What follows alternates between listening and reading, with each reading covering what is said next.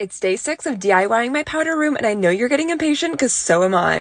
I started today off by painting that leftover wall that was underneath the light fixture that I put in, and finally got some light bulbs at Home Depot, so she is good to go. She did work, which was good because I did not test it before. And then it was time to turn into a plumber. I was gifted a new faucet from American Standard, and so I was like, you know what, I'm going to figure out a way to do this myself.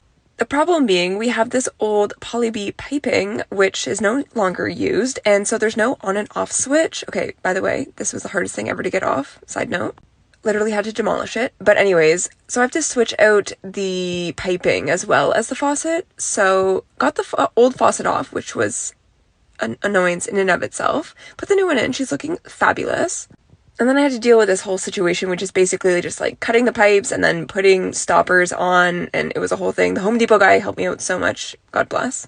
But eventually I got it all figured out. Almost had a mental breakdown, but it was fine. The faucet itself, though, very easy to install.